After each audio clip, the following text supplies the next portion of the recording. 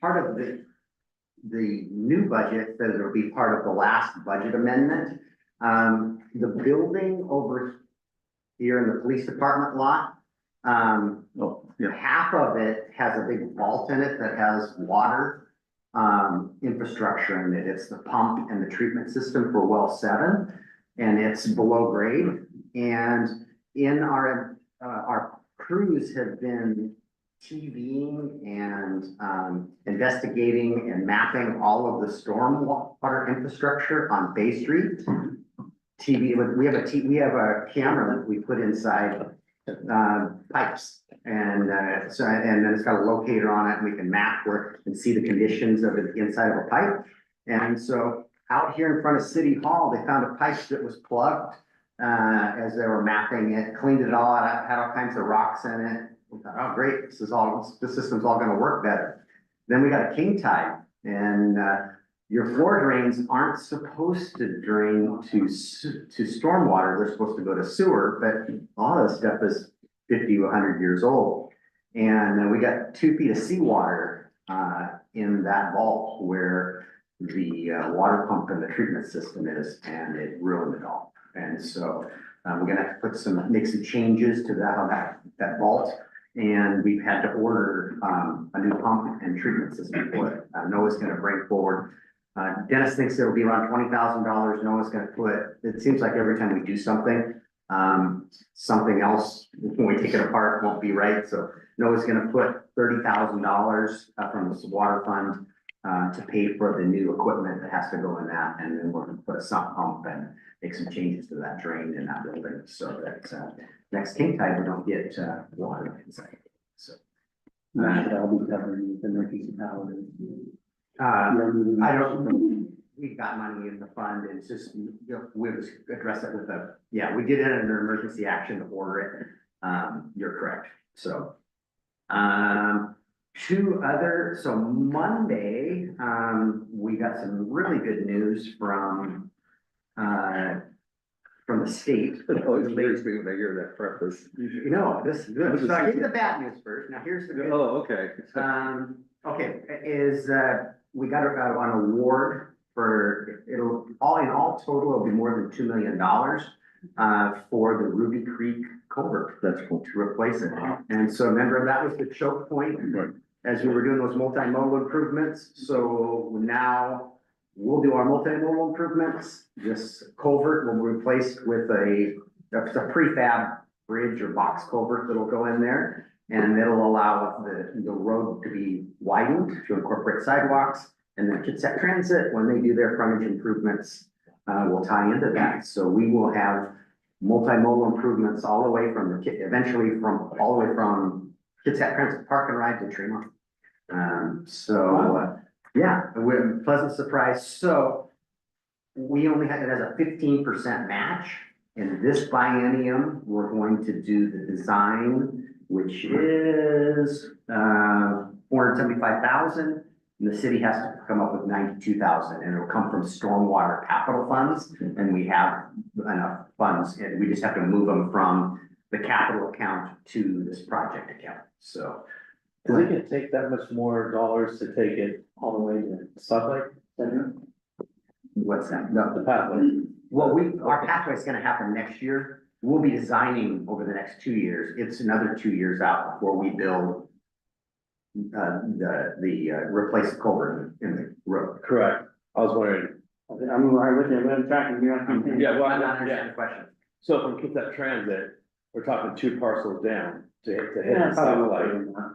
Yeah, Nick, can we make transit tie into that? If they don't, we will. Just all the way to the stoplight. Yeah, to get to the gas station. To get to the stoplight, finish the path, finish the. Yeah, but there's no side, I hear you. I don't think we can make Kitsap Transit go that direction, but we can make them tie in, probably going the other direction for the frontage improvements. So they have, the plans that they have on making frontage improvements for their whole property is. And, we're not asking them to extend any further in either direction. But they come to Ruby Creek. Do they not? Yeah, their parcel includes, Ruby Creek. Right up to Ruby Creek. So it'll tie into where our culvert is.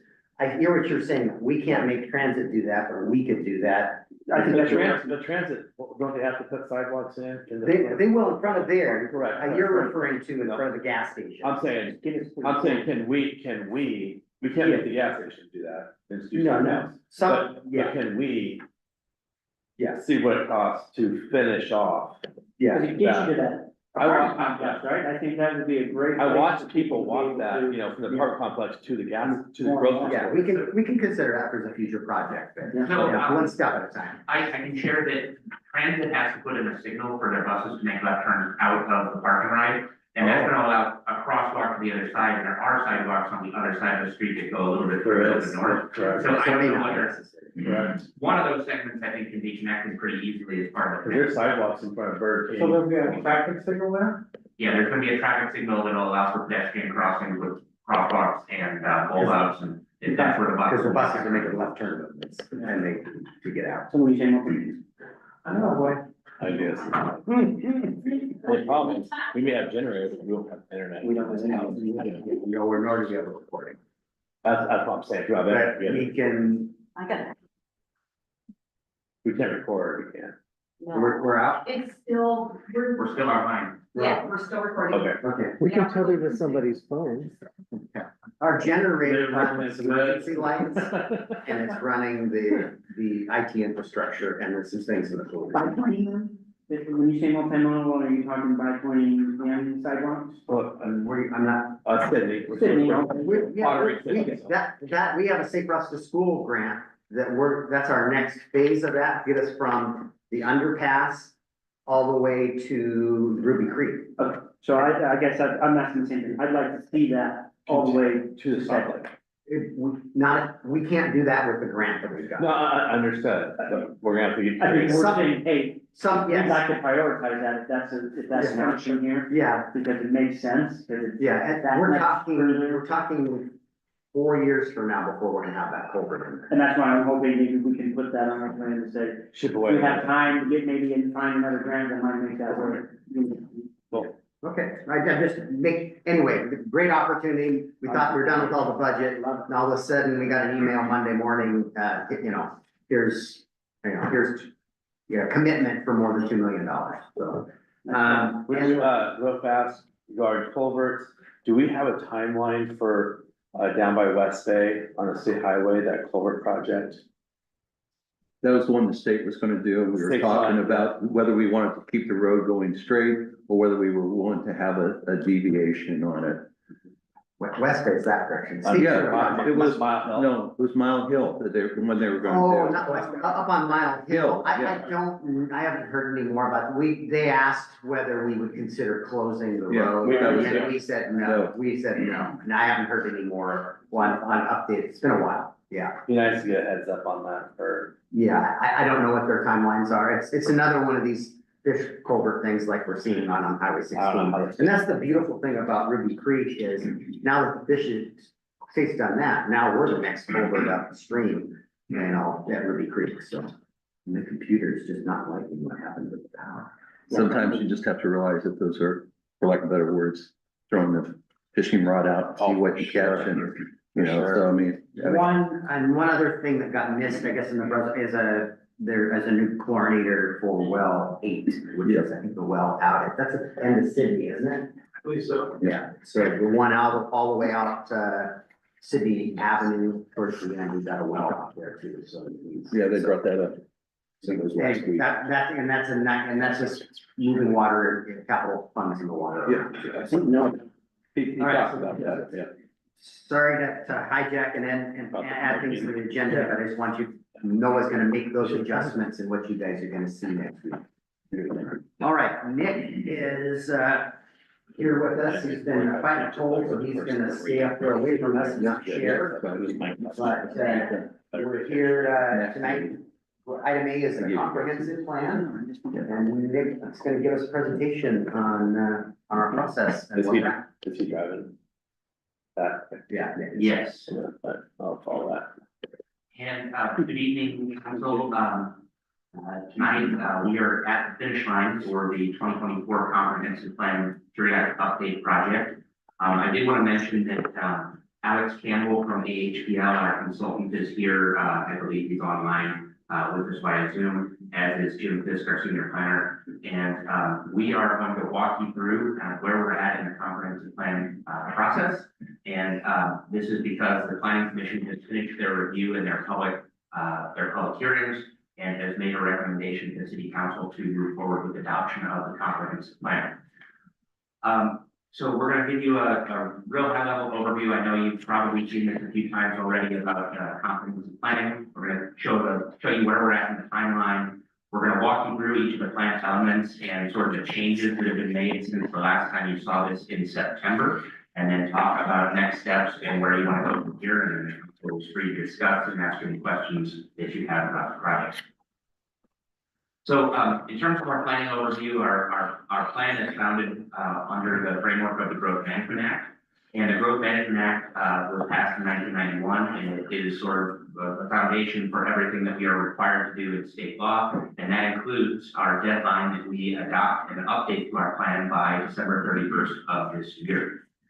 On top of the Growth Management Act is the Puget Sound Regional Council Vision 2050. These are the multi-county planning policies that PSRC was formed, I think 40 years ago now, and that's through interlocal agreement where Kitsap County, along with Kings, Snohomish, and Pierce County, have agreed to coordinate regionally. And PSRC is an MPO, and that is a funnel for federal transportation money, and they allocate money based on the regional plan and how jurisdictions are working to implement that plan.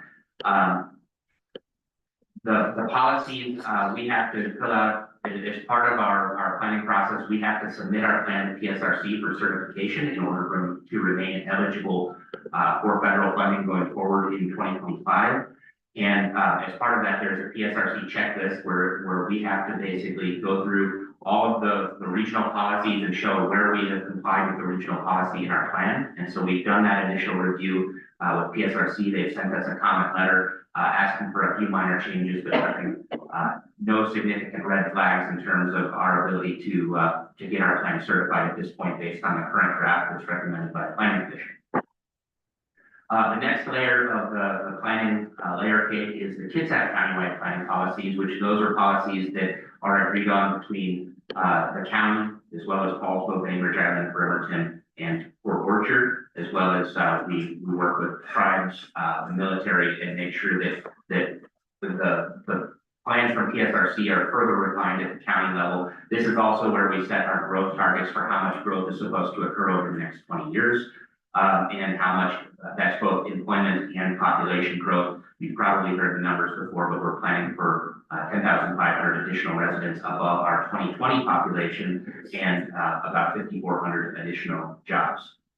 And then there is the Fort Orchard Comprehensive Plan, which is our local decision making within these within the framework created by those three other layers. So we started this project back in 2022, I'm sorry, in the fall. We are now pushing into tasks 5 and 6, which are really at the finish line in terms of Planning Commission has recommended the document. We have gotten input from just about all of the interested stakeholders. We are still waiting for formal comments from the Department of Commerce, so we have had the informal comments we have already addressed. SEPA review is now complete, and the last step in this is for the City Council to adopt the comprehensive plan by ordinance, which we are hoping to have occur in December so that we meet our December 31st deadline. We've done significant public engagement through this process. In terms of public meetings about the comprehensive plan, we've had various workshops and open houses. We've had non-meeting public engagement, including our online presence using the Social Pinpoint platform, where we have solicited public input. We've attended 3 different farmers markets where we've set up booths and had interactions with the public, and also done a lot of work handing out flyers, letting people know how they can sign up to stay informed, as well as allowing people to sign up to be on the project mailing list. And so our mailing list has steadily grown through this process, and everybody has been notified of the public hearings and each step along the way. The Planning Commission has been reviewing draft elements since early this year. We've been slowly releasing draft revisions and we've been continually refining that until we got things to the point where we were ready to hold a public hearing, which occurred in October. We actually held a hearing on the October 1st meeting. We opened the hearing, but it was not closed. We wanted to make sure that the public had a second bite at the apple, and we did not receive further public testimony on the 29th, even though we had left that public hearing open. The city council has also been reviewing the draft elements since earlier this year, mostly through the land use committee, but the economic development portion of the plan went to economic development. Transportation committee has seen the transportation element, and land use committee has seen all of the elements in that time. We also had a meeting in April where the city council reviewed some of the zoning map discussions that we were having about some minor map amendments that were proposed. And then we had the September work study meeting where we gave you an overview of where we were at in the process. And so we've been trying to set the stage here for adoption by the end of the year. In terms of our milestones, we've just about checked all of the boxes. Commerce actually has until I think the end of this week or early next week to get their comments to us on under a 60-day review. So barring any surprises from Commerce, we're not, or any changes that are proposed here tonight by the city council, we're not expecting further revisions to the plan at this point, other than to accept changes and potentially do some cleanup on the formatting just to make the document look presentable. We really want to get the text right first before we finalize and reformat everything so that everything looks clean and finished.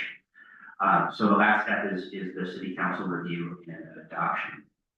So for tonight's meeting, I'm going to walk you through the comprehensive plan elements. Not all of the elements have seen significant changes since the last time you reviewed this in September, but I will touch on the handful of elements that have changed. I also want to point out the packet included a new comprehensive plan land use map, as well as the zoning map. The references on the screen here that are in a gray font, those are all unchanged. Those are our sub-area plans that have been completed in the last 4 years. And so those documents are adopted as an appendix to the comprehensive plan, but we are not touching those as part of this revision. But what is new is appendix F and G, which are the Bethel, Lund, and Sedgwick Bethel sub-area plans, which are our sub-area plans that we develop concurrently with our comprehensive plan periodic update process. If you'll recall, in September, I presented to you why we were doing those plans. And part of the reason is that when you have a plan and when you allow for more intense development and planned growth in your designated centers, you score better on your transportation grant applications. And so part of the reason to do this is to just make better places, but it also helps us with funding for our $100 billion worth of Bethel improvements that we have planned over the next 20 years. The other changes that are new, and these are in response to the PSRC comment letters, appendices H, I, and J, all contained information that PSRC wanted to see in our plan. And because they were in documents that we had prepared in conjunction with our plan, but weren't directly in any of the chapters, we have had to add those as appendices to satisfy PSRC and to check off all of their boxes from their comment letter. So the zoning map, I'll just touch on a couple of changes for everyone's benefit. Out in McCormick Woods, you're going to see a whole lot more green on the map, and that's because we've increased, we redesignated the golf course and all of the HOAO and open space tracks as parks and recreation, reflecting the fact that they Can you can't. zoom in just a little bit? I don't think I can zoom in on the PowerPoint. It is in your map is in your guys' packets. Here we go. I think I've got it. There we go. Thank you. So in McCormick Woods, you see a lot more green on the map, and these just reflect the dedicated areas of open space. There will be additional dedications as future phases of McCormick are recorded, but until they're recorded, we don't know the exact boundary for those tracks and can't depict them on the map. But this really, I think, highlights to the user that there is a lot of permanently dedicated open space and things that have to be kept green in that area and which are not going to redevelop. And it also clearly indicates where redevelopment is likely to occur or where you're going to see development in coming years. The next change I'm going to point to at the end of Geiger Road and near Bravo Terrace, the Port Madison Enterprises property that the tribe owns. We have changed from high density residential to a heavy commercial, and that's just consistent with the plans that the tribe has for this property. we no longer have control under zoning for what happens on this property, but we do want our zoning and our plan to reflect what is likely to occur in that location. And that also helped us erase, we had just, going into the plan, when we did our land capacity analysis, we were, I think, short in land capacity for commercial development. I think we needed to figure out how to squeeze 100 more jobs into the city, and this zoning change, effectively does that. The final change up near, Gibbons Park, we have redesignated some of the area, around Gibbons Park for, neighborhood commercial where you can do, park-oriented development, and that was one of the recommendations from our housing action plan, and that we discussed with you back in April. Try to zoom out here real quick. Next, I want to move to the sub-area plans. We did finalize the sub-area plans, and they, you know, we listened to the public and heard what they had to say. In the Bethel Lund sub-area, most people were in favor of no change, and so, we did generally follow alternative one, which was not to change a whole lot, and especially where there are existing residents in this area in the northwest quadrant, we didn't change much. We did change some of the zoning from commercial corridor to commercial mixed use, but we did not increase height limits in that location. However, further south in the corridor, we did provide for some increased heights, but the whether the market actually produces taller buildings, I think, is probably unlikely. But in meeting the PSRC criteria for centers, we wanted to provide that extra availability of land for development in the zone, and for the possibility of more housing units or more jobs to be created within that district. Yeah. Would you like to take comments about the different elements that are going, or would you prefer to give your presentation and then take questions? I'm happy to take questions at any time. Janine, do you have to switch the mics back and forth, or are they going to? It should be good. Okay. Sean, you I just have a quick question, Director Bond, and it can be addressed here, it can be addressed, I know, so this is, we're in Bethel Lund and then, Bethel Sedgwick corridor.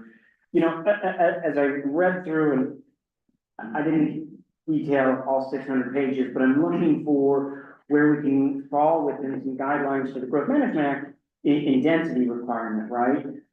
Is there a place anywhere in the city that there are no height restrictions? And along that corridor, somewhere in there would make sense to me, because you're not really taking away somebody's view. Well, we have height restrictions in all areas of the city. The Ruby Creek sub-area, because it had been totally undeveloped when we wrote that plan, we did include some areas that could go up to 8 stories. We stopped at 5 stories in Bethel, the Bethel corridors, where that additional height is allowed. And then downtown, we also stopped at 5 stories. So, I mean, I don't think there would be too many people that would. It's real expensive once you go above that. But I would hate to limit ourselves in a place where it could make sense. So my input would 8 be, stories, I mean, in Bremerton and all their development, I think the tallest we've seen over there is 5. agreed, right? They got somebody who wants to do Yes. 17 right now, whether or not that actually comes to fruition, but I just love the ability to say that we have a place where you could have a home for that meets density. well, and you know, we do use development agreements as a tool, and we can grant extra height through a development agreement if somebody came in with a proposal. So the council has that latitude as part of negotiating benefits from a project for the city in exchange for benefits to the developer. Do you, in your capacity, feel that limits people who may be looking at us when they just see that, or they know that, hey, you need to go have a conversation and it's always up for? I think the economics of putting elevators in buildings Is- and is having true. concrete first floor foundations I is agree. the limiting factor right now. Okay. Not a hill I'm willing to that, it's just questions I had asked, so, yeah. Yeah, this is, yeah, for the zoning. Now, I know that, McCormick Woods, out there farther, they're gonna have rentals that are supposed to be, more economical for, housing. You're missing little housing there, Bill. Yeah, but those are just rentals. Don't we have, like a designated area that we can say, hey, this, we're zoning it already, and we put the code in that if a builder wants to come, we can, you know, give them incentives, but we have some land that will be for, you know, homes that are way more affordable. We don't really have that, do I think our zoning does allow for it. For the missing Yeah. housing, you can build it anywhere, it's just whether the market wants to build it or not. And McCormick Communities is building. we? But those are all rentals though. Could they be sold? They could be Well, sold well, at some point. Okay, That's not my understanding. Between an income property and somebody, an individual owning. Mhm. So somebody could build exactly what's going on in McCormick Woods. Virtually any place in our city, it's just whether the market, and I'm hopeful that when this happens, because this is the first time we're seeing cottage style homes and Right, right. and Fourplexes. and the fourplexes and that type of stuff, but, so I hope that the market, that these all lease up and it demonstrates that there's demand for that in our market, and I think other people will build it, but because historically, we've seen single-family homes and apartments, and I'm really excited that we're gonna see this Yeah. missing middle element finally being built in our community. Yeah, I think cottages are great, Mhm. but, and if they're, but we don't know if they're gonna be, you know, sold. Right now, they're just all gonna be for rent. I'm just saying, wouldn't it be nice to, well, and you can explain that a little bit more for zoning. Anybody can build it, Right, it is available, right, but somebody's gotta want to build it, we're not but developers. what happens if another developer just comes out and they don't want that? They wanna put more apartments or houses. Well, that's not very affordable. I'm saying. It's their some property, land. and they have property rights. That's a So we can't do that. We can't say, hey, No, this we area can't is gonna control. be for. We don't control them, we don't control the We market. control, we control right. That would only allow a certain type of housing. Yes, that's what I'm saying, exactly. Yeah, we Where it's can, a nice starter home, very affordable, and it's not like, you know, 400 square feet. It's a small home. we can control like industrial, commercial, things like that. We can zone that. That's what Nick and his crew have been working really, really hard on. But when it comes to, you know, I mean, I've seen 2,000 square foot homes go for a lot more than, you know, 3,500 square foot big homes, all because the finishes in those things are just a lot better, you know? Oh, yeah, It's a lot better. yeah. It's really hard. Even these rentals, Mhm. they're darn near considered like almost a commercial inspection. It's all gonna be landscaped by the exact same commercial, you know, people. It's all gonna be almost all in one, you know, the way they're doing it up in farming. It's really unusual. I like it a lot. I think it's terrific. I wish there was more of those. Do we know how much that rent for one of those cottages are? We don't set. Yeah, we don't set that. And they don't apply for that either for, you know. Oh, I thought they were supposed to be affordable, Oh, no. housing No, out there. I think it's gonna be more No, affordable. that wasn't officially designated. Oh, that's what I heard. I thought- The, that's right. I do have information on rent for the ADUs because that was part of the HRC's comment. I think they're building, at least in the first phase, like 55 ADUs, and I think the rents are 1,700 to 1,900 for the ADU So itself. well, that- But that's consistent with what we see for apartment rents as well. I mean, it's not. so is that the first development that McCormick is actually going to be a property manager? Cause most of their projects they've sold, so maybe they won't like being a landlord. Yeah, I think that the principals of McCormick Communities have bought this property from McCormick Communities and then are planning on holding it.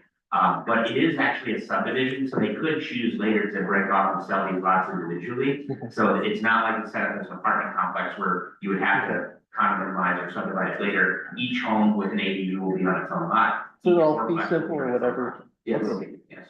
Interesting.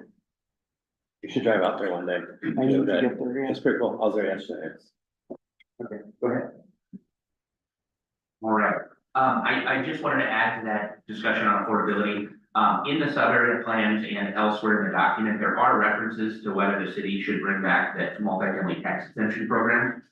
So to the extent that the city council has control over the affordability of units that get built, the multifamily tax exemption program, you could apply it to only small scale projects, you could apply it one of the recommendations that we brought forward 2 years ago before the council actually voted to repeal the program was that it be allowed for small projects that were 12 and fewer units, so that each unit could be made affordable. And you could even consider only applying it to those that are sold versus those that are rented if you wanted to make it an affordable ownership opportunity and see if that got traction. But that is a tool that's discussed in the comp plan, and it's something that you could take up later as part of the comprehensive plan implementation.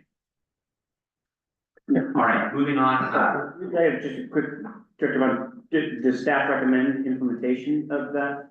I think that we need to revisit the recommendations from 2 years ago. I think that we're seeing multifamily development slow down. I don't know. I don't know that certain projects need multifamily tax exemptions right now, but I think if you want something to happen downtown, you're gonna need it. If you want it to happen in your centers, you're gonna need it. And I think that for little infill projects where you have a lot, for instance, like there was a lot a few years ago, I remember for sale up on your area or Farragut, that could have had 4 or 6 units. That's a great tool if you want to have some middle housing get built in an existing neighborhood that would be affordable for people. And so those are some of the recommendations we have made back in 2023.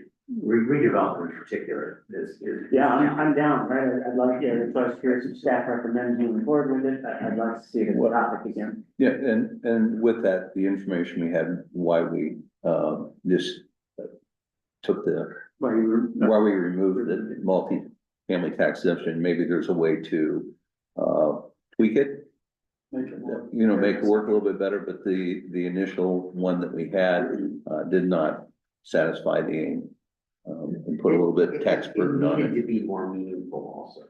I think the gist of that, what you both are saying, is it the percentage of the percentages, when I see the percentage of the units that are affordable, I was surprised. I thought it'd be more than that, more than like. I don't know that we're Very, gonna very get, low. I don't know, because the developer still needs to have a profitable project. I don't know how likely it might be difficult to get more units, but the units that are subsidized really need to have a meaningful subsidy, and I don't believe that the requirement, the rent subsidy was enough. And then someone described to me, that the more subsidized units you have, the higher rent you're gonna have on the other end. Yeah, makes sense, right? Yeah, like, that made sense as well of why there's not as many, because then they wouldn't. On that, but we also had an issue with the verification Yeah. and documentation of the program being paid. So there's several factors if we want to revisit that later. I think, there's always a good reason to do that. Sure. On staff, but we ought to take a look at Where we got here. how we got here today, and where we want to go in the future on that one. I think we have more information about it now than we did then, because we know the amount of property tax, for example, that they weren't paying. And we didn't know that when it was set up. But there are also like 3 types of, conditions, and I think people gravitated toward the easier one, the second, I guess it was type 2 or whatever. But I think if we focus on where we wanted it, like downtown. I think it'd be worthwhile to read this. Yeah, I agree. I think everybody's on board with that, for future down the road. All right, Nick's got a lot to present here, so All right. let's get back on track here. So for the sub-area plan, the other addition that even the planning commission didn't see because it just, our consultant hadn't got it done. We do have some concept renderings for each of the plans showing where infill development should occur in each of the sub-areas. For Bethel Lund, because that's more of a no changes alternative, it's really just showing the available sites and some possible infill, like in a Safeway parking lot, the ability to add additional retail, the possibility of some middle housing and some possible apartments near Puerto Vallarta. For Sedgwick Bethel, that neighborhood was more open to the mixed use alternative, and so you do see some more zoning changes there than what had been proposed in Bethel Lund. But it's similar in terms of the proposed height changes. Once you get away from the established kind of single family neighborhoods, we are stepping up from a 3 to a 4 to a 5 story. Once you get away from the existing neighborhoods, and we wanted to provide that additional height, make it meaningful, but also mitigate impacts to those existing residences and a lot of those new homes that have just been constructed in that neighborhood. Similarly, we have a concept rendering showing what development in the rest of this sub-area could look like. This one shows it shows the future roundabout project on Sedgwick that is in our Bethel corridor plan, and how mixed-use development could occur closer to Sedgwick, possibly in a neighborhood park with some higher density housing along with some townhome type development to fill out that neighborhood and also fill out the transportation grid of the area. And that's, again, just a concept. It's not, nothing on this is specific. It has a disclaimer that says this is just showing the possibilities, not a specific plan. Okay, so moving on, we did receive comments from PSRC at the end of October. And so they had generally 6 categories of comments: housing, transportation, regional collaboration, environment and climate change, using or referencing their plan consistency tool, and then economic development. And so we, between the first hearing in October and the second planning commission hearing, we had to share with the planning commission how we plan to address the PSRC comments. And the planning commission actually made their motion because we were still working through one of the housing issues to say that they're recommending approval, but that the city council should ensure that the comprehensive plan is compliant with the PSRC comment letter. And so we are now at a point where I think we've made those changes, but I'm going to walk you through in the next slide some of the changes that have been made since the planning commission made their recommendation, in accordance with the recommendation that the council implement what the PSRC is seeking. So I'm going to go through these chapter by chapter where we received comments, and it'll indicate whether the comment was from the public or whether it was from PSRC. And so we did receive a public comment on land use element. There had been a policy in the land use element that said that if the city is growing too fast or too slow relative to its population targets, that it should use fee schedules to sort of encourage or discourage growth. I think the home builders took that to mean that we might be charging more than a proportionate share. And so they were looking at this from a legal standpoint rather than we have the ability to decide which projects get put into the program and doing things in a legally sound way. We decided that it was best just to remove this policy and to just generically say that the city should monitor its growth rates and take reasonable measures as necessary to adjust based on whether it's meeting its targets or not. The second comment on land use that we received, there was a multi-county planning policy concerning tribal coordination and treaty rights, and we had not recognized that anywhere in our plan. And so that was just something that we missed on the checklist. And there is a new goal number 14 in our land use policy 44 that basically verbatim takes the PSRC policy and put it into our document. And stop me between chapters if you have any questions about these chapters as we're going through them.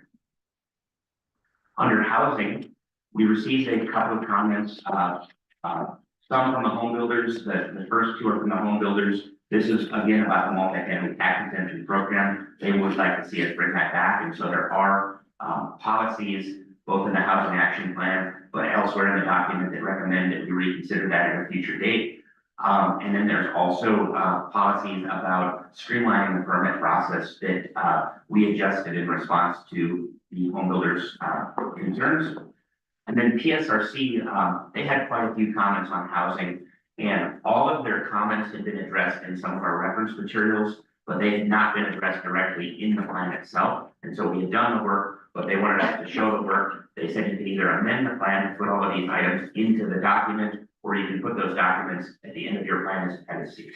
So we chose to add the housing action plan, the land capacity analysis, and the analysis on racially disparate impacts as appendices to the comprehensive plan, because that allows PSRC to see that we've done the analysis and that the policies that are actually in our plan are supported by what was required under Vision 2050. Under parks, the PSRC recommended that we include a level of service policy stating that there would be parks within a 10-minute walk for all residents in the city. Because we didn't submit the PROS plan as part of our review to PSRC, that policy is already in our PROS plan, but we did add it as a redundancy in the parks element. Goal number 13 now references this 10-minute walking distance from parks. One thing that differs from what PSRC was seeking, they have a tool that shows where public parks are relative to a 10-minute walk. We have a lot of private parks that are owned by HOAs, and so once you consider the private parks, we've written the policy so that it can be public or private, and it doesn't have to be a publicly owned park within 10 minutes of all areas of the city. That's good. Under economic development, we had one comment from PSRC regarding the displacement to businesses as redevelopment occurs.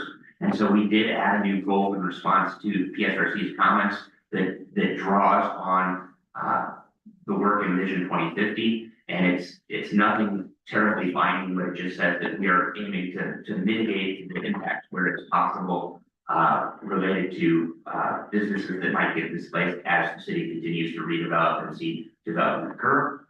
Planning Commissioner Morrison, being the leader over at KEDA, also when he was the one who made the motion for the Planning Commission to recommend approval. He substituted a number of edits that were not substantive, but he felt like it improved the economic development element. And so those are shown in red line in the packet that was sent to you in your packet.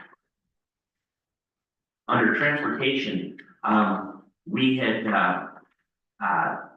several comments from PSRC on things that we were working on. They just didn't get into the draft version that had gone to PSRC, so they were fairly easy to fix. We also received 2 comments from a member of the public concerned with bike lanes, and so we responded to those comments by bulking up our policies on separated bike lanes versus just regular bike lanes and doing contextually appropriate design. And the PSRC comments, we had to speak a little bit more towards mobility options for all abilities, as well as addressing racial and social equity. And both of those are redlined in the document that is in your packet.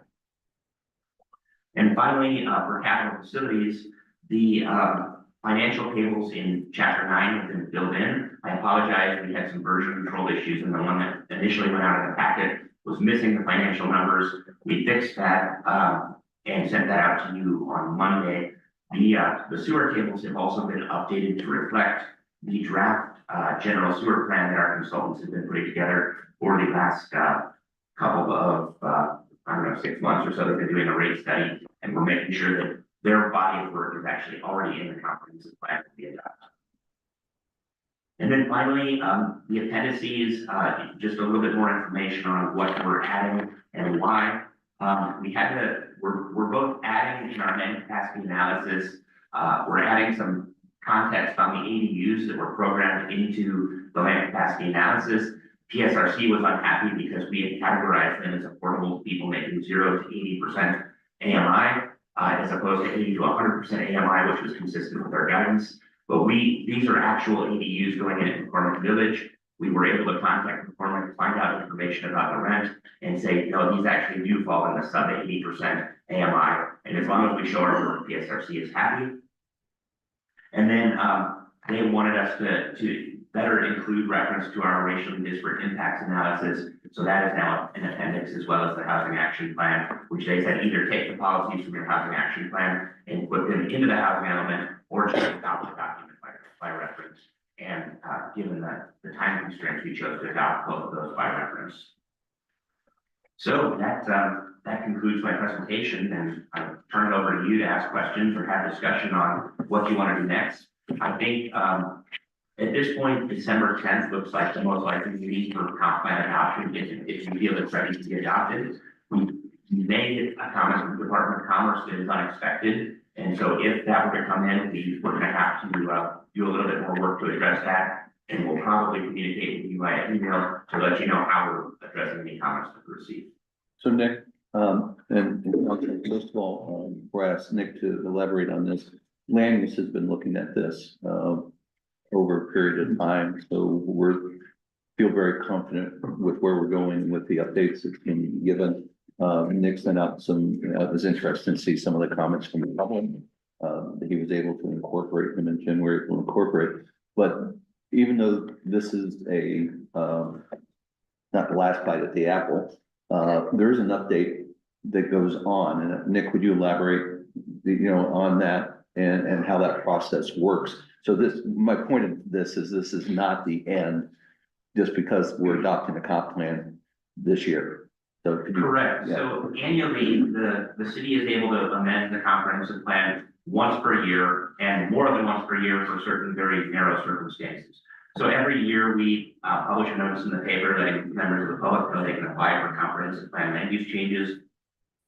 The city council, the planning commissioner, as planning commissioners or city council members, you can initiate amendments to the plan. So if there's something that you think could be better, you could file and ask us to work on that next year.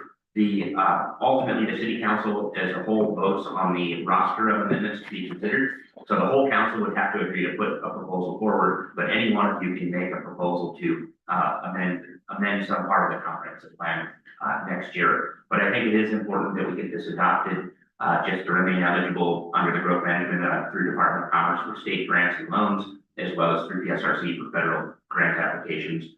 And we've had so many housing mandates this year. We are in the minority of cities, I think, that are going to be adopting by the end of the year if we're able to. I know that the other jurisdictions in Kitsap County, the 3 cities, are not going to make the end of the year deadline. I don't know whether the county is or not, but in any event, we would be the only one in Kitsap that gets this done by the end of the year if we're able to pass it from here. Just like the money we got on Monday, if we didn't have a valid comprehensive plan, we wouldn't have gotten it. No. And so it's really important that we have a valid comprehensive plan at the beginning of the year. And can we assume that PSRC's seen these modifications that they've requested, seen our responses to it, and given it the thumbs up? They haven't seen a full copy. We'll have to submit that as part of certification, but we have met with them as we work through some of the issues. We had an email exchange on the land capacity analysis and what we proposed to do with ADUs, and they indicated that that was acceptable. So we've been talking to them as we work through the issues as questions have come up, and we feel comfortable with that will be certification as long as we don't start making significant other changes that happen in that. Thank you. Yeah, oh, go ahead. Do we know why the other jurisdictions are lagging? Is it because they didn't have a housing action plan? Did that help us, do you think, make our goal? Or is it just different reasons? Is there just? I think that there's a lot of mandates that have come down that we have had in our plans for a long time, because in 2016 and 2018, when we updated our codes for middle housing, this is a lot more painful of a discussion in other communities than it is here, because we already allowed this stuff in our code. So we're not making as drastic of changes as I think what you're having to see elsewhere. I think we've also had just in terms of stability, I mean, there's, I think that people have been engaged. The planning commission hasn't had a ton of turnover. The city council has been pretty steady and is working well together. And so there isn't as much arguing on policy here as what you've seen elsewhere. And Nick's really good at his job. Yeah, well, yeah. We've got a really good team, and we got it done. This is a really, really heavy lift. All of us, every city except for Bainbridge Island is really busy with housing. And we're doing that too, and commend Nick and his team, because this is the heavy lift that was just done this year. Even being here tonight, we said that the 2 girls there. I told him we could punt this one, he said no. So yeah, just a little follow-up on next steps. So once the plan is adopted, we still do have to amend our development regulations and adopt the critical areas code next year. And with that, the minimum housing mandate, we will be bringing forward some significant legislation for you to consider next spring. And so the work is not done. This is just the high level goals and policies, and then we actually have to then implement this. And so there's still at least 8 more months of work to get this fully implemented and be compliant with state law. Oh, yeah, two right here. When you said we could adopt and amend for the future, for every year to look at it, you can also take something away too. Both, right? Take it away and add to it. Yeah, any amendment that you would propose would typically come in a strike through an underline. If you want to strike something, you identify the text that is to be deleted and you propose it. If it's a more vague proposal, like we want to develop a plan for this neighborhood, you could say, go create this plan. But But typically it would, you know, if you're talking specific edits, it would come in as striker and underline. Okay, and could you, help me, I didn't really understand the sentence right here, and it's on page 221. It's about zoning and development. And it says- What chapter is that? I think it's in 10? with the climate change one, let me see. Yeah, it is climate change. Yes, and page 221, Or page 1010. and it's, policy CC 14. All right, let me get there. Okay, It's possible I will call on my consultant who's online. I don't know the answer to this, but all right. okay, it says, increase housing diversity and supply within urban growth areas to reduce greenhouse gas emission and support environmental justice. What does that mean? Well, I think that, when you have urban development is required under the Growth Management Act, urban levels of development, and you're combating sprawl. Sprawl is when the city grows out rather than filling in the places in between and growing up. People are driving further, there are greater, greenhouse gas emissions, and you're potentially, you're going to see development patterns that have a negative environmental impact. I think when you look at, you know, is a high-level example, when highways expanded in the US in the 1950s, you had highways going out from the cities, and suddenly people who lived next to those highways had noise, air pollution impacts from all the people that were commuting into the city rather than living in the city and using transit or getting to work by other methods. So I think that by having housing diversity and keeping things in urban growth areas, you're reducing greenhouse gas emissions and improving environmental justice for the people who are impacted by transportation infrastructure.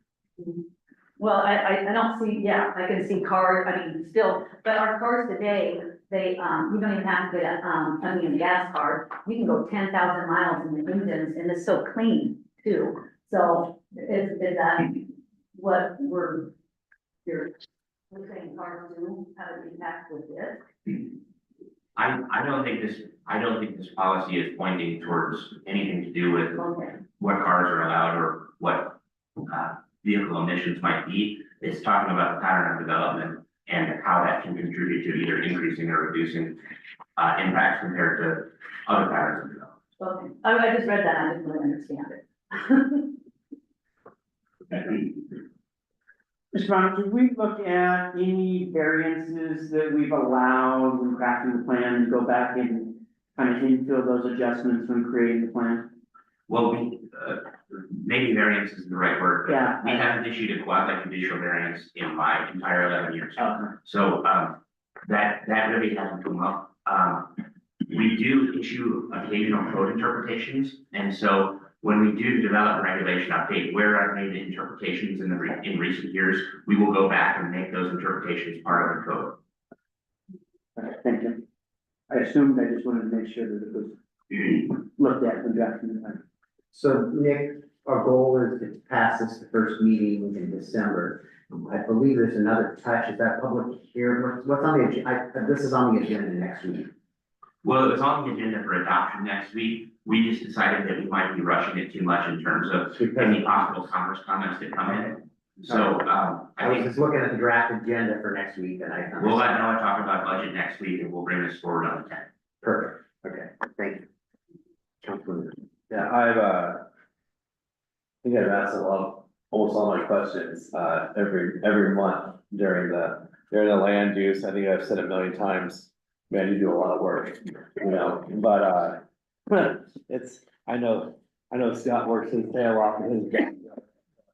No, you do as well, but, I don't have any questions, because I know that we've chipped away at it every month that I've been on land use since I've been on council, so, thank you. And you've done one public hearing, and that's sufficient? Correct, and the fact that nobody showed up to the second bite of the apple, I think tells us that the public doesn't have a whole lot more to say. Just to reiterate, I'm sorry, I know you know this, but we did all the public outreaches. Agreed. You know, I mean, you I know. was thinking about to making, get so that, literally, yeah. all we have left is just the It's family. the adoption, yeah. Yeah, that was just next. And I think it's a good idea, is next step, is wait for, if you get commerce comments to Yeah. integrate those. And that's why we're gonna wait 3 weeks. Right. Versus because they're trying to adopt it and then having to maybe amend it or something. So we don't have to touch it twice. So we're ready to move on to the next item. Oh, I got another question here on the pathway. And this is, it's the Annapolis Local Center, and it's, with the, starting at, Sinclair going all the way to the Annapolis Foot Ferry. And right here, when I was reading, it says, you know, the area also includes several historic buildings. So we're talking about the pathway going down, commercial service and residence, as well as a public dock and kayak launch point. This, the Bay Street pedestrian pathway will end at the Foot Ferry facility. Well, we all know the past almost coming up on 3 years, John Clausen has closed down the Annapolis dock. I tried to ask him, can we open it back up with the taxpayers that they, the taxpayer own Annapolis dock. And so it says right here clearly that this should be a public dock. And so I'm wondering, well, I guess the fisherman's made a mess. Well, and we try to give it back to the citizens. And so I'm kind of, I love this right here, that you put this in here for a comprehensive plan. But, I think that's old language. Yeah, well, that's okay, it. why is it in there? Oh, this is, 53. And, yeah, so it's early on, 53. Oh, yeah. And I would like to see that dock back open again. I am, That's nothing we have in control but of. we're in the city and it would If be it, if great. it's, if it's old language, should the language has changed? Probably. This is already in the plan, we haven't edited this, so it's what has been, and it's what will continue to be unless we want to change something. No, I like to open I it. don't think you wanna change it. I don't want to change it.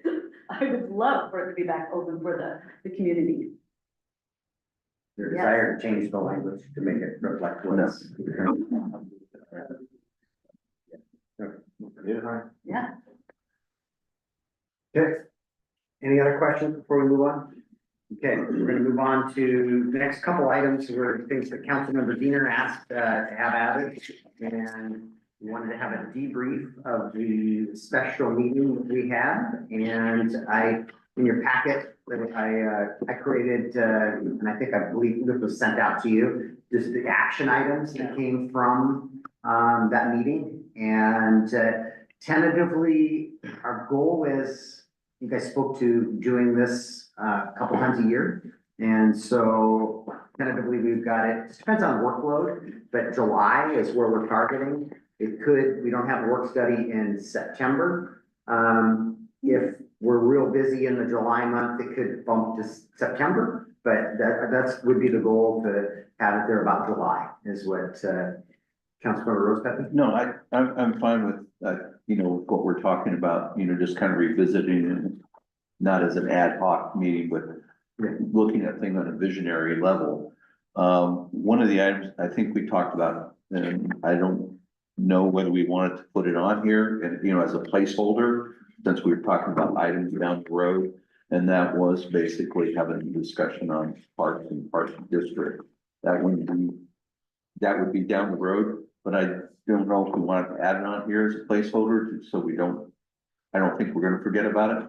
But at least that at least it's a We can vision. talk about it again in July. Well, that's fine. I just like to add it here so we don't, you know, that people see that looks at that and say, okay, that's something they're looking at. So. How come we don't have a work study in September? We have one in September, we don't have in August. So in August, and so you have a summer break in August, Yeah. and you have a winter break in December. So we don't have a meeting Christmas week. And then we actually only have one council meeting In July. typically in August. Yeah. Which gives you guys a break and just as importantly, gives staff a break from preparing for council meetings. So, you know, they can get some vacation time in and other priorities. If possible, I would suggest that we don't wait till July, but we have it earlier in the year, like maybe April. If the schedule permits. Okay.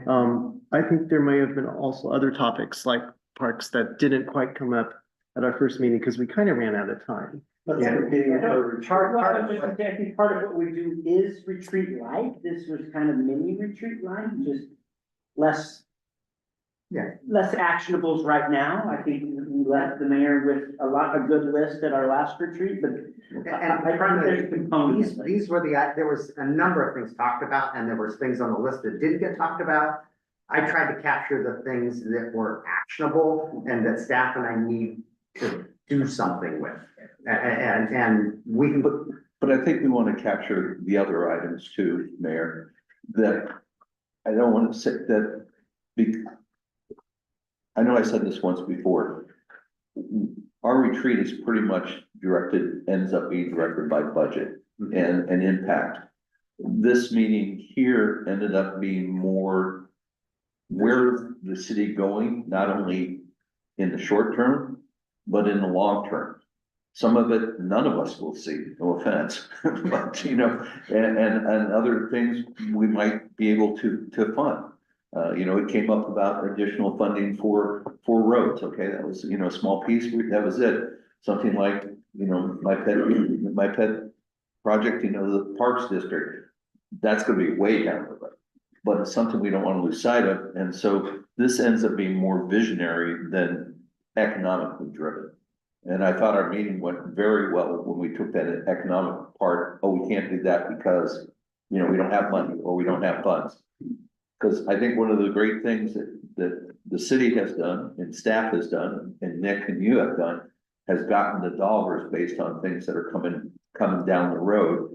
And, the old saying is, if you're not at the table, then you're on the menu. We definitely want to be on the table every chance we get, and this may help us by being, looking at these things, putting it up there, saying, hey, this is definitely something that may come up. What's my 2 cents?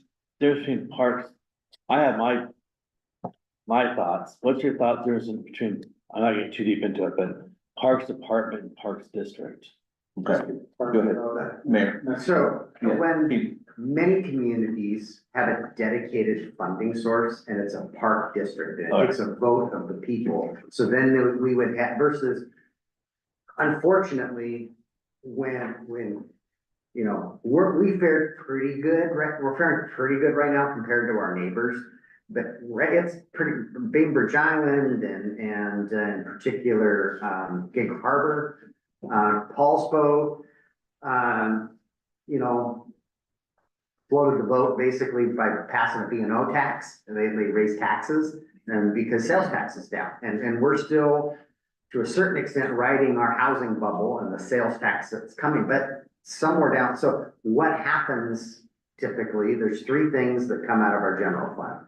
Cops, roads and parks. And there's just a hierarchy to that. We're not, when money's tight in the general fund, our parks get squeezed by having a voter approved property tax. That's what a parks district is. It's like an enterprise fund, just like our sewer and water utility. The dollars collected for that can only go for our parks. And we have the ability to build things because we've got park impact fees and we're pretty successful getting grants, but we get these beautiful things and create them, but we don't have the bodies and the resources to maintain them. There's a Parks District like down in Lacey, down there. Kingston has one. I mean, wow, it's unbelievable. Yeah, and the county would love us to take over Veterans Park. And quite frankly, I would love us to take over Veterans Park and do some things with other parks that, And programs. programs. But we can't do that till later because we're also looking at other things down the road. All I'm trying to do is get it on this list, so we don't lose the discussion on it, that's all. Did we have, it's been a month and I was on vacation. Did we have a discussion about Parks District at that meeting? I don't It was recall- very, we've had I a don't longer recall discuss, it. we've That's had a why- longer discussion right now than we had there. Okay, so Yeah, it let's, wasn't much. I've already, we've already created this document. Let's just make sure that we get it, it gets a more robust conversation. I will remember. Okay, and Fred, I was thinking July, Fred's advocating sooner than that, is July, what's your guys' I date? like. Well, we're gonna, Oh, I was just thinking, I like it sooner too, like how Fred was saying. My concern is actually, it. It works in, we don't wanna have it so close to our retreat that it affects. Can't put affect both meetings. I don't know, because we just passed a biennial budget, That's what I was wondering. I don't know that we're gonna need to have a facilitated retreat. Yeah, we, From a budget, from at least one that's what we've historically done, or like we most recently did. Based on the price of it, I don't think we have to go and say retreat anyhow. I, That price I tag. felt that all along. She's fantastic, but I mean, Yeah, I know. That was the direction I was given by the council, that we were gonna do it that way. So with the money in the budget, we don't have to spend it.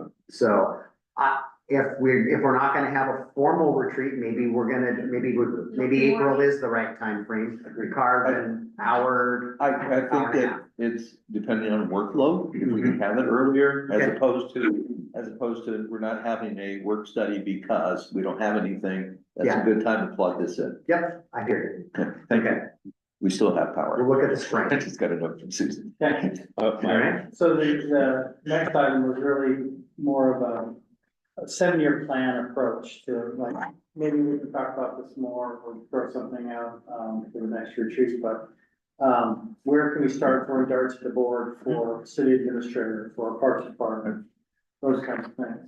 So that was all, I didn't come to this with any preconceived notion about what should be, but rather maybe we should start mapping out a future. Yeah, and that's a great topic for that next, plan. Strategic plan. Let's call it a strategic plan. A strategic planning session is Yeah. really what that was. maybe a 4 hour or something, we don't need 2 hours to get to cover anything. I We think, can wrap I think if we carve out 2 hours Think at so? a work study, I think we could, because if we do it a couple times a year. Yeah, because I think there's gonna be workloads that come out of that as a group, right? Like I'm thinking, when Scott said something around that, maybe we're missing a key portion in the business community, and we need to go out and recruit. God forbid, we need to go find grocery stores if something happens randomly with all the grocery stores, right? Like, people have worry about it, right?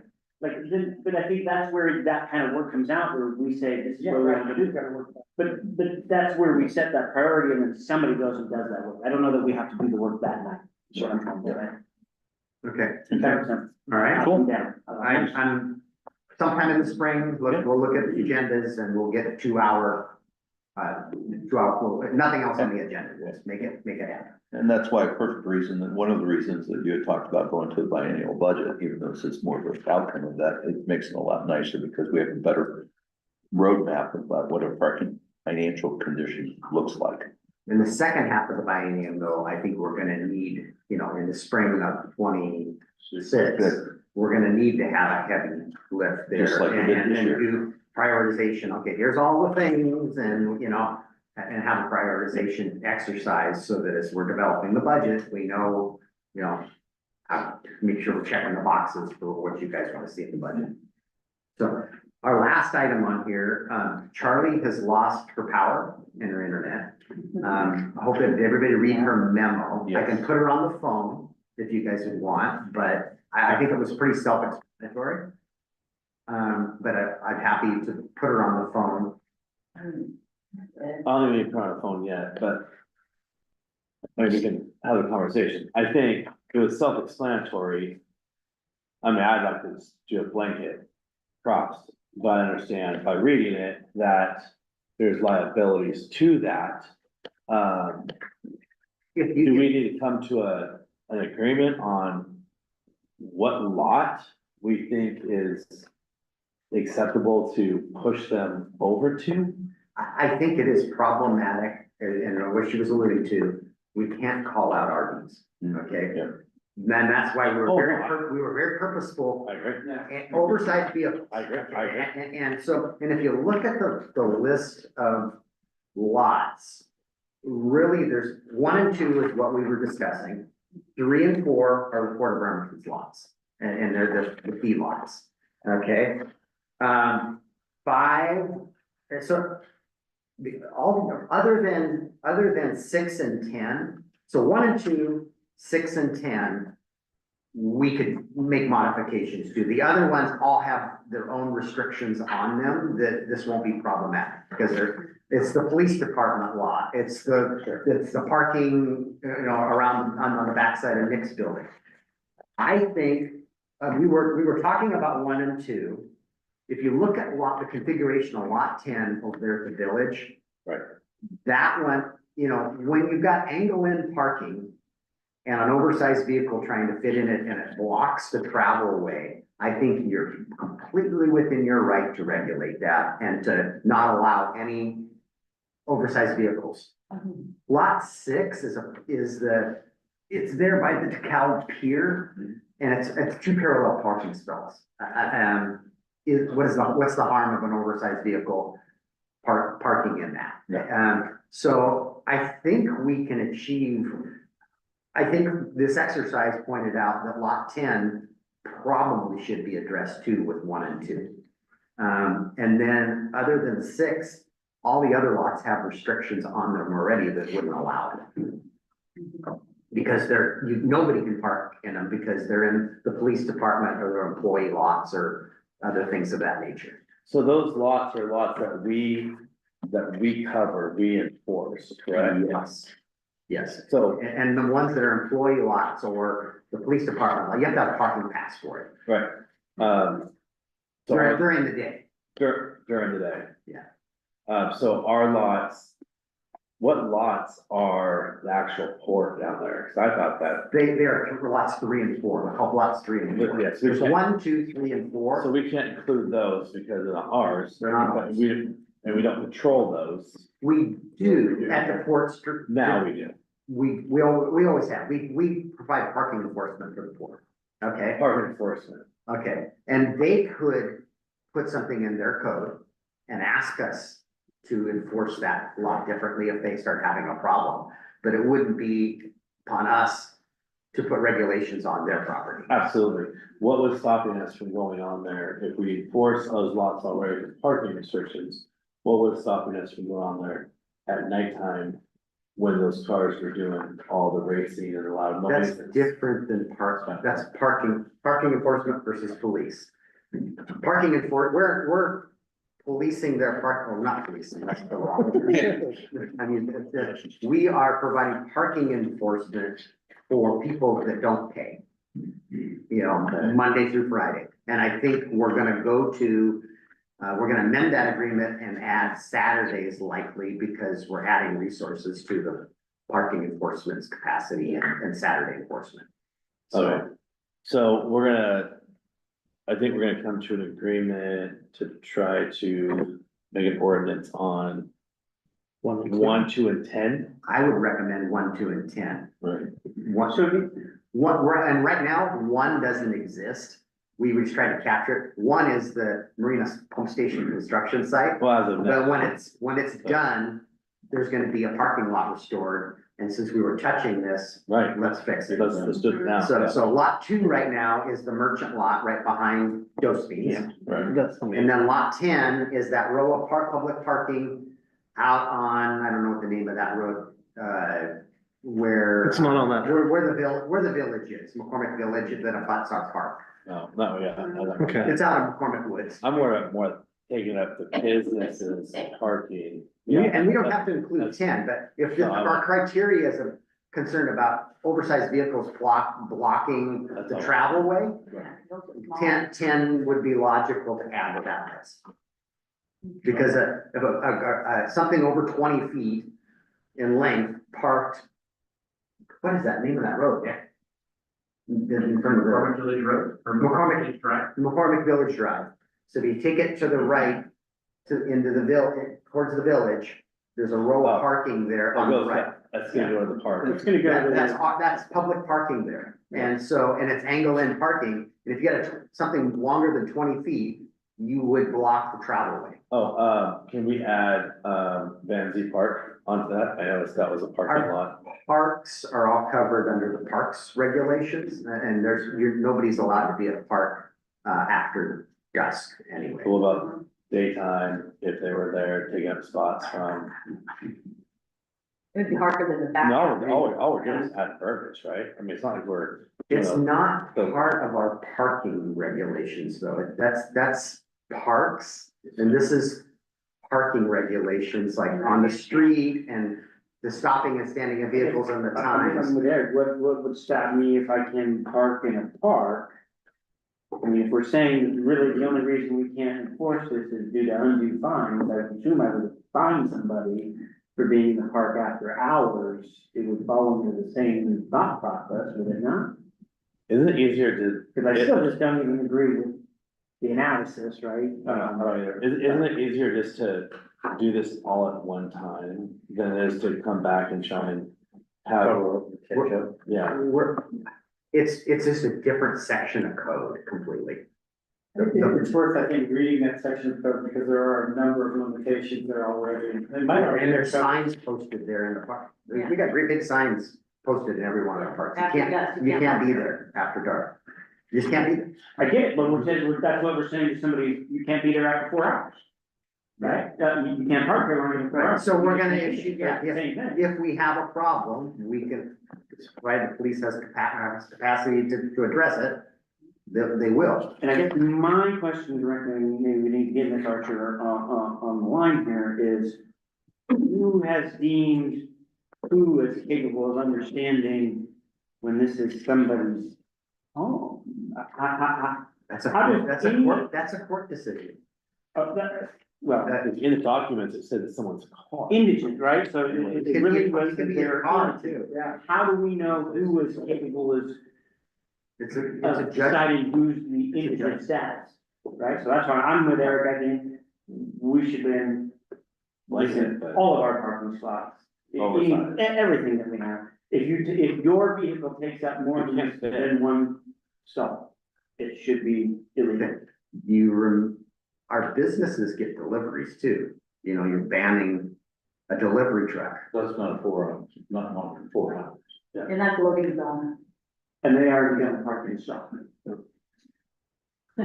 Just saying, right, because I'm saying, even if you have, I have a traffic trailer, right, but mine is, I can pull through in a pull-through spot, and I have 2 vehicles, one in each, 2 tags. and 2 tags, and 1 in each spot, so I would not be in violation. When I go to a grocery store, I would have to go to the end of the parking lot and pull all the way in and utilize that. I Well, got 2 you tags, can't do because that. they're different vehicles. 2 tags. I know, that's what I'm saying, I do it legally. That's what I'm asking that we say is our ordinance, is that it should read as if 1 vehicle, 1 spot.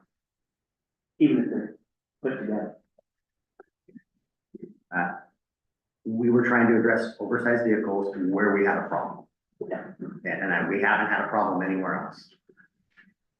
Yeah, but if you're abiding with it, you're doing this in 1 spot, I think- they're just gonna find another spot, so my point is. Push them onto somebody else. That's So where the problem. I'm uncertain where your concern is, what other lots that we have. We have a list of the lots, okay? And other than 1, 2, and 10, there's 2 parking stalls at 6. They're already restricted. John mentioned all city parking within the parks. With the But downtown. the parks aren't addressed in the parking code. You brought up, I'm just curious, you brought up McCormick Village as an example. The road, Is there lot 10 is McCormick there? Woods, it's McCormick Wood Village Drive. So you're thinking, from your understanding or knowledge, that McCormick Woods Village would not be included. Because it's parks instead of the Van Z. No, it's No. the parking that I'm referring to, what we're referring to as lot 10. I know, yeah, Is parallel parking, it abuts our park. yeah. Okay, it's parallel public parking It can on be used a for the- street. you And use so for it's the- part of our parking regulations, and that's why it's called out as lot 10. We're calling it a parking lot, but I don't know how many, was it 6, 8 stalls? It's quite. Yeah. It's good amount. That's good amount. But when I looked at the map, that Charlie and Dennis provided, I go, you know, that's a lot that would meet the same criteria that we're having a concern with 1 and 2. And you're not closing gates there, that's for sure. 'Cause- Yeah, it's a roadway. That, I guess that's the difference, these are all on public roadways or versus park spaces. Doc, can I ask your opinion on this? Cause we, yeah, kind of what you do. Well, I can certainly understand what he's saying, we're creating a solution for a problem, so. You know, I know we wanna peanut butter the whole thing at one time. I just would like to remind us that we can always amend later. And sometimes I think what I'm hearing the mayor say is we're addressing public parking right now.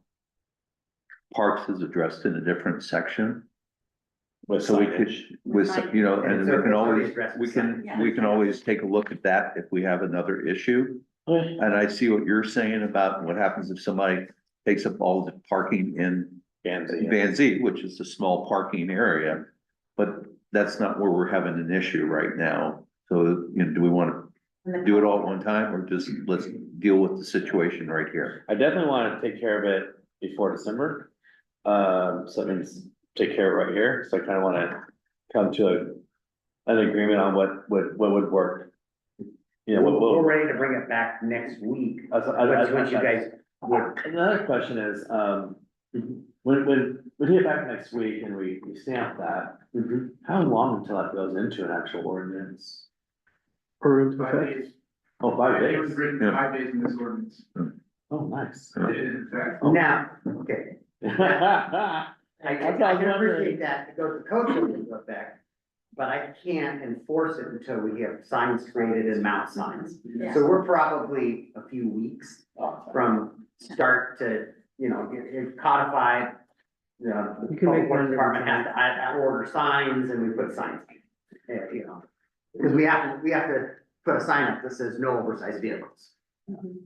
So is that what you want? I mean, I see how parks are separate than public parking downtown and then have their own entity. Are you My saying that you main, want- right. Oh, are you saying that you want to add, oversized vehicles in parks? I mainly want to take care of all the spots downtown. Yeah, oh, yeah. That's my main thing. Yes. And I thought, the only two were on there, the other one wasn't on there. I thought, let's not push them to the parks, you know, the park area. And then I thought, wait a minute, I'm looking at a map here of all the parking lots that we have, you know, and so the parks, that makes sense. We can address that later if it happens. But I would, as of tonight, I'd like to take care of the 3 downtown. Yeah. The big lots. Well, There's two down 1, 2, and 10. And then one And it's up to you guys, you wanna include 10, which is McCormick Woods. okay, I would No, like, no. no, I would like to include all of them because I don't wanna ever focus on just one section. We should always look as a city holistically. So if it's impacted out, if we're doing out in McCormick Woods, there's the same similar situation, then we ought to Okay, treat the goose and the gander the same. so eliminate parks from the conversation and just go with. 1, 2, and 10. Yes. Yeah, exactly what we've got. in Yes. front of us, right. What we're discussing. And I'm not gonna say we will never have a problem in park, but where we typically have problems, is these folks that live this way want to be left alone. Okay, and so Van Zee Park is so doggone active. You know, I'm not saying we'll never have a problem there, we could, watch, we will tomorrow, because I said we wouldn't. We'll try. But, you know, places that are active and there's all kinds of people around aren't invited to that type of behavior typically, you know? That was a one-off, and you know, and what typically happens is like, you know, just at the tail end of COVID, we had that situation at Tractor Supply. If Oh, you don't address the problem when it happens, and that was on that complex owner, their friends come. You know, so we gotta address it head on and, we got after it. There was, you know, Don Mean worked that and that situation, but we were limited in the tools we had in our toolbox. This will help. Mhm. This is another tool in the toolbox, but as Charlie's pointing out, if we are limitations when it comes to towing and what we can do, but this gives us the ability to find. That's an additional question. Okay. So I want to make sure I fully understand all of this. Lots 3 and 4 that we own, No, we do not. we do not. Okay, so all these are, how about lot 5? I'm just trying to understand this math that was provided. On which ones we own versus don't. Can you show the Because map that's again? for me. We own all of these except for 3 and 4. Okay, so 3 and 4 were just put on there because we own their We lots. The parking lots that We enforce. we enforce, and if they have the ability to enforce them, we have to be in our, has to be in our code. So while the other ones I don't know are ones that we have a high likelihood of having, I would like it to Let me see if bottom I can universally search to all. But isn't that the marina also? So your example, Which one? Lot No, 7. 3 and 4, that's 4. And that's on my. it's signed, nobody can park there, a library I'm staff. trying to make a screen. They, And nobody, and our city lots, there's a lot 5 that you were asking about, it's where the police cars go. Nobody can park there, other than the handicap stall, that's down there. And a lot right but here. we're saying somebody can't park Right. anyhow, right? And so that kind of doesn't meet the muster because we're saying we can't enforce that the way it is written today, even if somebody pulled into that. That's a different issue. Okay, all right. That's a different, whether or not somebody's living in a vehicle is different an issue, whether or not we have an oversized vehicle and we can issue a citation. I definitely want overhead vehicles as of now, like, I hear you. I don't like it either, John. Yeah, no, I'm trying to think through, because I don't know if we're on the same reasonings, but I also want to touch it once. We hear about capacity being issues within the city. I want to touch it once and be done. So, But we also have a tool of city council too. but again, I'm trying to help alleviate the issues that I see. So is there, Jay Abbott, I'm- 1, 2, and you're And at 10. Yes. Everybody, 1, 2, and 10, is that you're comfortable Yes. to bring it back next week? Yep. Okay, 1, 2, and 10. All right. Go to the order. Anybody got to go to the order? Yeah. I was just wondering if council was interested in revisiting the ordinance that limited the number of house pets people could have. So what happened with, I knew that was, did we? do that Basically- Yeah, You did grant it? Wiener and, Rosa Pepe said, they said, nay, no, and then the rest of us acted. It passed, but what I'm thinking is it may need some discussion, like, is 3 the right number? And also, I don't know that we've defined undue hardship. Someone could say it's an undue hardship if I have to get rid of this dog. Is that what we consider I thought it was not well defined. Damage right there. Well, yeah, I didn't think it was. I'm not city attorney, so I'm not. So that's why I'm Get thinking, into legal but no, this is definitions. why I am proposing that we bring it back for further discussion if the council is interested in revisiting and discussing this. So what do you think might be the right number? I don't, I think somebody told me we are the lowest. So during that meeting, I was just doing a quick look and Bainbridge has 8, but they have bigger city parcels. One of the jurisdictions had 4, Bremerton, I think, had more, like 6 maybe. So it seems like it was all, 4 or 5. yeah, it was, I couldn't find Gabe, but, they're all over the map. so I just wanted to bring it back because I don't know that that number is right. Yeah, I think Also- that's fine. Part of the issue was also another pathway towards in Howard County, but that's not what they were asking about. No, and then, plus, and they had to get a license, and they had to do this, it was going to be a Precedent process. setting. That's a. Yeah, no, but we have, Well, my thing is- it doesn't come up much because people don't license their pets. The precedent setting conversation was, for me, was when I talked to you on the phone, and you said, previously, what you done was, you said, moving forward, you cannot have any more animals until you reduce your animals down. So to me, I've been talking to you on the phone, that's what I thought, that was the precedent that you guys tended No, to do. I'm sorry, I didn't communicate that better. We had the last one that I recall, which has been Many years old. It's, when I was on the city council, so 9 years or more ago. The person had 4 or 5, but they were elderly and they weren't gonna be around much longer. So it was. They were grandfathered in and not We replaced. allowed them, but the number of pets had to go back to the 3. They couldn't replace those 2 pets, those 2 elderly pets when they passed away. Maybe like. Yeah, 3 dogs didn't bother, like 3 cats didn't bother me. It was like, yeah, more than 3 dogs. Well, a lot of dogs. So what right do we have to say, What's you the- only get 3 dogs? We have a lot You of. have the. We have the apps- Also- And that's why I'm saying, I go with you, you can raise Well, it. and I think If you're a good pet owner, and these guys obviously We are. can't police that. he's a good parent. Well, then So that's- So I guess we need an up or down whether or not we wanna move forward. Okay, so do we want to address this? Sure, I don't mind. Fred, sure. It's not a priority, but sure. Yeah. We might get one in the next 3 years.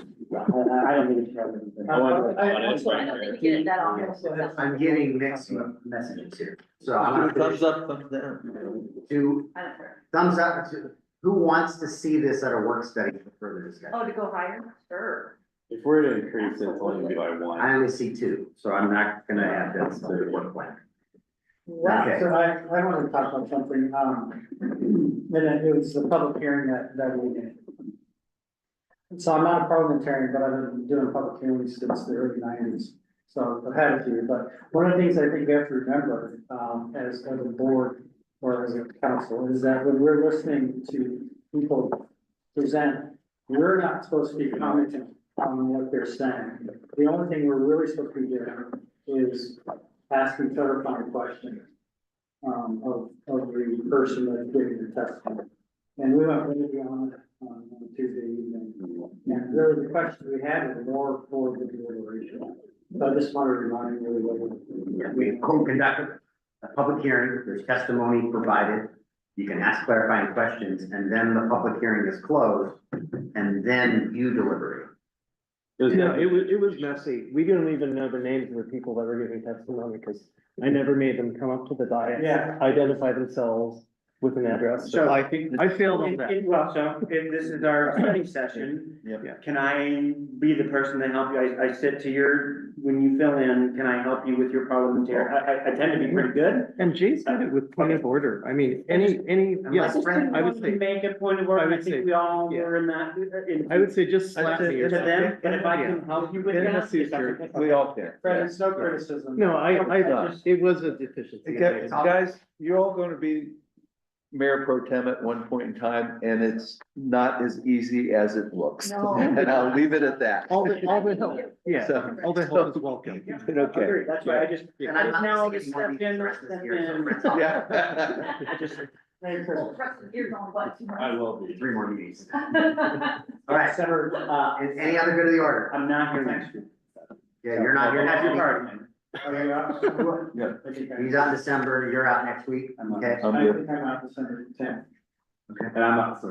Okay, can you just email Yeah. Brandon? Duncan's already got mine. You I'm can- just telling this one.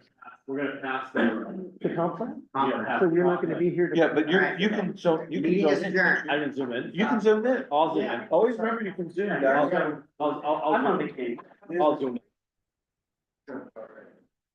Yeah, but yeah, we feel the again.